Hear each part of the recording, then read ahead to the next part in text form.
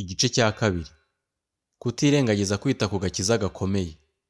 Nicyo gituma dukwiriye kurushaho kugira umwete wo kwita ku byo twumvise, kugira ngo tudatembaganwa tukabivamo.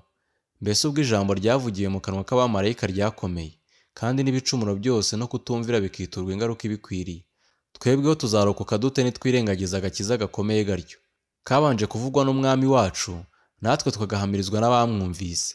Imana ifatanyije nabo guhamya, ihamisha ibimenyetso n'ibitangaza n'imirimo ikomeye y'uburyo bwinshi, n'impano z'umwuka wera zagabwe nk'uko yabishatse. Icyubahiro Imana yahaye abantu kurusha abamarayika.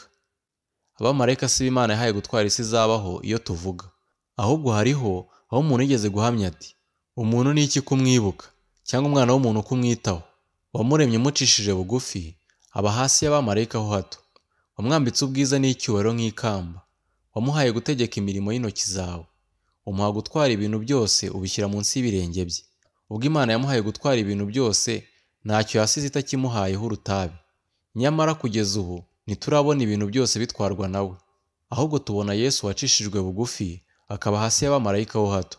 Tubona ko ari we wambitswe ubwiza n'icyubahiro nk'ikamba kubw'umubabaro w'urupfu yapfuye, kugira ngo kubw'ubuntu bw'Imana asogongere abantu bose urupfu. Kuko byari bikwiriye ko Imana byose byaremewe ikabibeshaho, iyobora abana benshi mu bwiza, itunganishije rwose umugaba w'agakiza kabo kubabazwa. Kuko uweza n'abezwa bose bakomotse kuri imwe, nicyo gituma adakorwa n'isoni zo kubita bene se ati, nzabwira bene data izina ryawe, uririmbire ishimwe hagati y'iteraniro. Kandi ati, nzaba ariyo niringiye. Kandi ati, dore ndi hano njyewe n'abana Imana yampaye.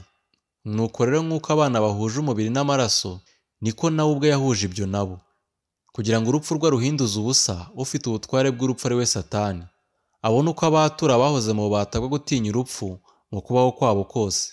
Kandi rero tuzi yuko atari abamarayika yatabaye, keretse urubyaro rwa Aburahamu. Nicyo cyatumye yari akwiriye gushushanywa na bene se kuri byose, ngo abe umutambyi mukuru w'imbabazi kandi ukiranuka mu by'Imana, abe n'impongano y'ibyaha by'abantu.